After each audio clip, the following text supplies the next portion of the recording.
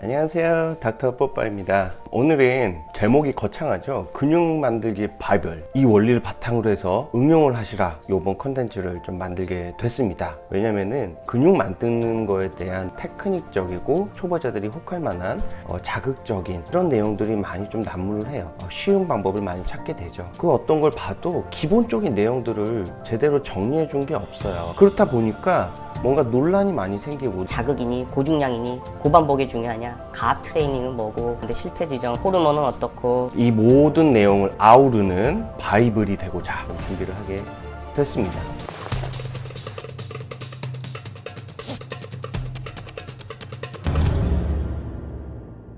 이론적인 내용을 하다 보니까 재미가 없어요. 몸에 좋은 약이 쓰죠. 양이 많아질 것 같아서 이번에는 좀 개론적인 걸로, 큰 그림, 자세한 내용들은 나중에 구독과 좋아요, 알림 설정하셔서 지켜봐 주시길. 저는 보디빌딩이라는 걸 좋아하고 운동을 취미로 올해로 한 19년 차 정도 되는데, 그래도 이제 숲을 보는 눈은 조금 생긴 것 같아요. 몸을 만드는 거, 보디빌딩은 아트예요. 정답이 없다라는 거죠. 그 말이 뭐냐면은, 어떤 교과서적인 이론은 어느 정도 축척이 많이 되어 있기는 해요. 하지만 어떤 결국 결과물을 만들어내는 데 있어서 개인차가 다르고, 뭐가 옳다 그르다라고 딱 단정 짓기가 어려운 거예요. 그러니까 나의 가치를 높이기 위해서 몸을 만들고 대회를 나가고 이러는 이유가, 내 몸이 즉 결과물인 거, 내 경험을 전수를 해주겠죠. 어떤 도제식이죠. 그럼에도 지금까지 알려져 있는 이론적인 바탕이 되는 부분들은 분명히 있습니다. 오늘은 그런 내용을 바탕으로 할 거고, 다 연구가 된 근거 기반에 정리하여 드릴 예정입니다. 19년 동안 헬스를 해오면서 느낀 거는 뭐냐면은, 운동 목적을 먼저 정하는 게 중요하다. 헬스장 가면은 근육만 키우는 게 다가 아니죠. 각자 뭐 파워리프팅, 서킷 운동, 크로스핏, 아니면 다른 스포츠 종목들도 많고요. 근육을 키운다는 것은 협소한 부분의 하나예요. 과연 살을 빼기 위해서, 건강을 위해서, 근육을 키우기 위해 재활 치료를 위한 운동을 하는 건지, 목적을 잘 생각을 하고 그거에 따라 운동을 설정하셔야 되고, 그거에 맞는 운동 기관이, 트레이너를 선정하셔야 된다는 것이죠. 그게 제일 중요합니다. 다른 운동 뭐 테크닉 이런 거는 제일 뒷얘기예요. 근육 성장에 대한 기본적인 정립되어 있는 이론이 있고 원리가 있어요. 원리를 알면 응용이 가능합니다. 응용된 것만 알고 원리를 모르면 휘둘리게 돼요. 이게 맞냐 그르냐를 판단할 수 없다는 것 자체가 원리를 모른다는 얘기거든요. 운동도 원리를 알면은 눈탱이는 안 맞습니다. 벌써 서론이 이렇게 길어졌어요. 굉장히 제가 TMI고 말이 많아요. 이제 용어가 좀 확실히 좀 정리가 돼야 돼요. 우리가 보통 알고 있는 뭐 근매스, 양적인 거죠. 그리고 또 뭐가 있어요? 근력이라는 게 영어로는 strength라고도 많이 하는데, 근력, 힘 역자니까 파워. 이거랑 또 헷갈릴 수가 있는데 다른 내용이죠. 파워는 뭔지, 근육 중에서도 단순하게는 속근, 지근 이렇게 크게 나누죠. 더 세분화돼 있기는 한데, 근성장 말 그대로 양적 증가죠. 이걸 영어로 하면 하이퍼트로피라 그러고, 하이퍼플라지아라는 말이 비슷한 말이 있는데, 그거는 같은 양적 증가지만 분화로 인해서 세포의 양이 증가한다는 것이고, 하이퍼트로피는 세포 하나가 커지는 거예요. 근데 우리가 말하는 우리 근성장을 이루기 위해서는 숫자가 늘어나는 게 아니라 크기가 늘어나는 방향으로 이루어진다. 근력이라는 건 근육의 기능적인 측면이 더 많은데, 근육의 사이즈와는 상관이 없습니다. 이미 많이 연구가 돼 있고, 근육이 크다고 근력이 더 세냐, 아니면 근력이 더 세면은 근육이 더 커지냐, 별개라는 것이죠. 그래서 이걸 가지고 다투는 것도 굉장히 무의미한 일이다. 근력이라는 거는 근육의 퍼포먼스, 기능적인 측면이 크고, 모터 유닛이라 그러죠. 신경계가 지배하는 근육, 그리고 근육이 한 번에 얼마나 협응을 해서 한 번에 발화가 돼서 수축을 하느냐, 이런 거에 좀 더 관련이 있다고 보면 돼요. 파워라는 것은 뭐냐? 힘을 내는데, 속도라는 개념이 들어가는 거죠. 얼마나 더 빠르게 폭발적으로 힘을 내느냐. 다른 스포츠에서 많이 쓰일 수 있는 보디빌딩 관점에서는 크게 중요치 않을 수도 있는데, 테크닉적으로 근육 성장을 이루기 위해서 이것을 이용해 볼 수도 있습니다. 그리고 속근, 지근, 속근이라는 것은 말 그대로 빠르게 수축하는 근육, 힘을 폭발적으로 낼 수 있는 근육들을 말하고, 지근은 천천히 오래 갈 수 있는, 유산소를 이용하는 뭐 마라톤이나 사이클 이런 운동을 할 때 더 많이 쓰일 수 있는 근육이죠. 둘 다 근성장은 이룰 수가 있어요. 하지만 우리가 보통 또 보디빌딩의 관점에서 보면은 끈을 키우는 게 더 효율적이고 또 빠릅니다. 더 크게 클 수가 있고, 또 약간 TMI이긴 한데 근력과 근매스와 또 차이가 있다라는 근거 중에 또 하나가 제가 했던 연구인데, 기초 대사량을 얘기할 때 근육량을 많이 얘기를 하죠. 근력 운동을 하라는 것도 사실은 틀린 말이에요. 근력 운동과 근매스를 늘리는 운동은 다른 건데, 근데 근매스 자체로는 기초 대사량을 100% 설명할 수가 없거든요. 근력, 기초 대사량과 연관을 가질 수 있다라는 가능성을 한 연구를 제가 한 적이 있습니다. 근력이라는 것과 근매스라는 것은 분명히 차이가 있는 성격인 것이다. 이제 말씀드린 게 제일 중요한 근성장을 이룰 수 있는 근원적인, 좀 재미없는 근원 원리부터 시작을 해서 근성장을 이룰 수 있는 요소, 그거를 이끌어낼 수 있는 트레이닝에서의 원리들, 요거를 크게 세 가지를 말씀을 드릴 건데, 대개는 트레이닝적인 정보들이 떠돌고 있고 그것만 얘기를 하면 당연하게도 왈가불가하면 할 수밖에 없는 거예요. 트레이닝적인 거 다음을 가면 이제 테크닉, 시기, 수면, 휴식, 운동 타이밍, 보충자의 섭취 타이밍 등등등, 이 전체적으로 보면 저는 그냥 곁다리라고 보는데, 기본이 돼야 이런 것들이 효과를 발휘를 할 수가 있는데, 이런 게 또 구미가 또 땡기죠. 이런 거에 또 사람들이 혹하는 것이고, 기본이 안 되는데 그런 부수적인 것들에 더 집착을 하게 되면은 산으로 가는 거예요. 큰 그림을 좀 그리시면 좋겠고, 디테일한 부분들은 추후에 잘 그래도 들으시길 바랍니다. 집중, 여기서부터 집중. 근성장이라는 게 세포 사이즈 자체가 커지는, 근섬유가 사이즈가 커진다라고 보통 표현을 하죠. 좀 더 자세히 얘기를 하면은 근원섬유의 개수가 늘고 근육의 기본 분절들이 수가 느는 것도 하나의 요소입니다. 그리고 근섬유를 지탱하고 있는 근형질이라고 부르는데, 그 근형질이 커지는 것도 근성장의 한 요소가 되는 거, 그런 부분들의 성장들도 있다는 것이다. 왜 이거를 뒤에 얘기할 어떤 원리들이 다 이런 거를 성장시키는 원리들이기 때문이에요. 뭐를 비유를 해야 되나?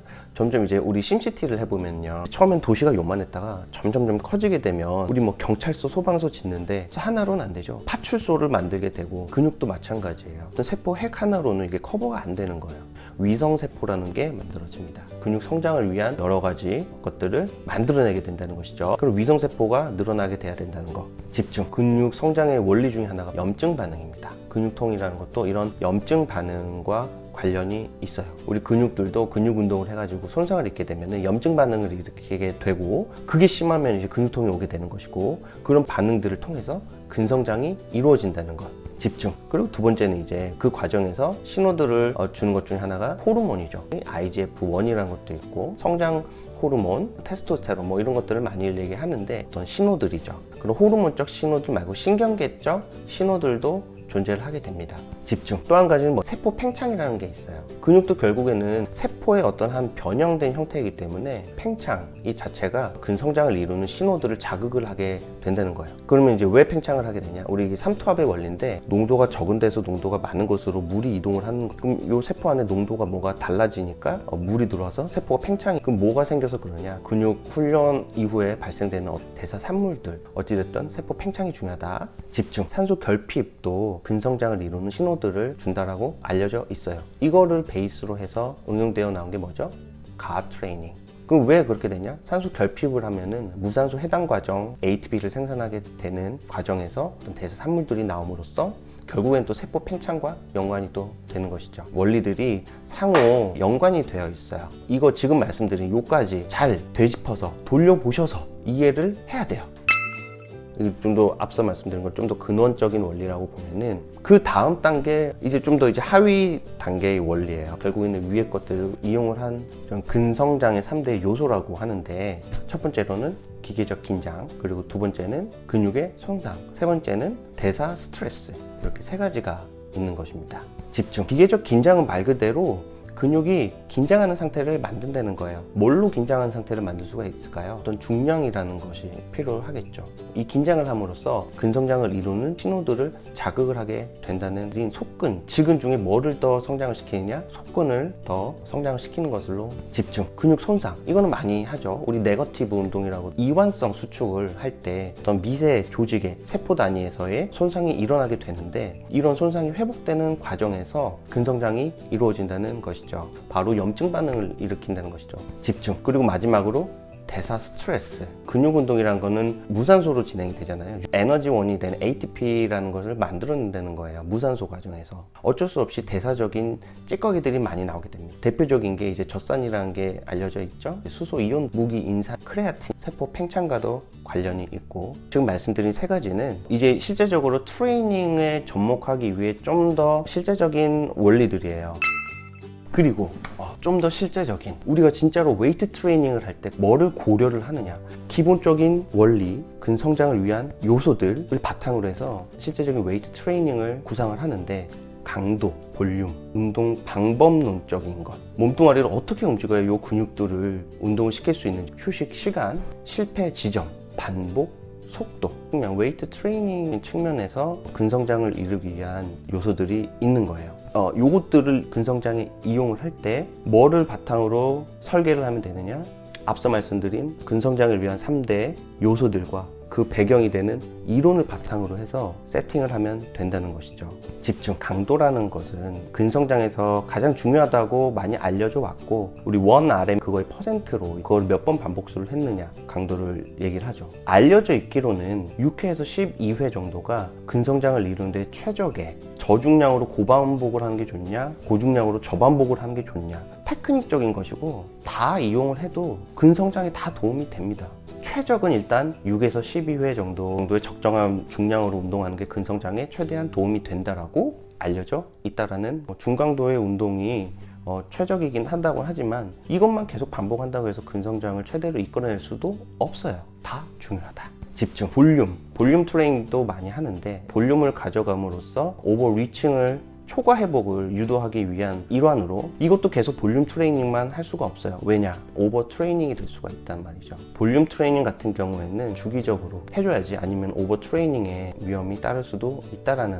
반대로 이제 강도를 너무 고강도, 고중량으로 하게 되면 부상의 위험이 있듯이, 오버 트레이닝은 주로는 볼륨 트레이닝에서 좀 더 발생한다고 많이 알려져 있어요. 그리고 이제 운동 방법론적인 것인데, 이거는 나중에 집중, 그리고 휴식 시간, 또 뭐 짧게 쉬냐, 중간 쉬냐, 많이 쉬냐. 대개는 이제 짧게 쉰다는 건 30초 이내로 쉰다는 것이고, 중간에 이제 뭐 60초에서 90초, 저는 이제 뭐 한 30초에서 90초 사이로 보는데, 그리고 많이 쉰다 그러면 이제 90초 이상 쉬는 거, 60초 내외 근성장의 요소를 많이 가져갈 수 있다라고. 그거보다 더 짧게 되면은 이건 약간 볼륨 트레이닝, 근지구력 운동 쪽으로 가는 것이고, 이 대사적 스트레스를 좀 더 이용을 하는, 길게 쉰다라는 것은 결국에는 스트렝스 운동, 파워리프팅 같은, 이건 또 이것만의 장점이 있는 거예요. 집중, 또 실패 지점, 중량을 가지고 반복 운동을 할 때 수축을 시킬 수 없는 지점, 그래도 근성장에 어떤 실패 지점이라는 것이 연관이 있다라는 게 중론이고요. 실패 지점까지 갔다는 거는 그런 무산소적인 에너지 생성을 많이 했다는 것이고, 대사적 스트레스를 또 이용한다는 것이 집중, 반복, 속도. 아까 속도 관련된 게 뭐가 있었죠? 이제 파워. 우리 보디빌딩에서도 속도라는 개념이 좀 중요한 부분이 있어요. 이완성 수축할 때 우리 천천히 내리라고 하죠. 근육의 손상을 더 유발을 할 수가 있는 이런 이점이 있는데, 그러면 수축을 할 때는 어떠냐? 속도를 가지고 빠르게 하는 게 근성장에 더 도움이 된다는 족보죠. 같은 무게라도 속도가 같이 붙게 되면은 체감하는 무게는 더 늘어나게 돼 있어요. 지금까지 말씀드린 이런 트레이닝을 통한 근성장의 요소들이 있잖아요. 변화를 계속 줘야 되는 부분이에요. 뭐가 맞다라고 하는 게 없어요. 그 변화를 주는 근원이 되는 원리가 뭐냐면은 앞서 말씀드린 원리를 기반으로 해서 응용을 해볼 수가 있다는 것입니다. 응용된 이런 테크닉만 보고 있으면은 원리 자체를 모르기 때문에 응용을 할 수가 없다라는. 더 말씀드리고 싶은 게 많았지만은 오늘은 좀 이제 개론적인 부분이기 때문에 간략하게만 좀 말씀을 드렸어요. 또 내용이 집중하다 보니까 또 노잼이 됐는데, 오늘 영상이 도움이 되셨다면 구독과 좋아요, 알림 감사합니다. 굿바이.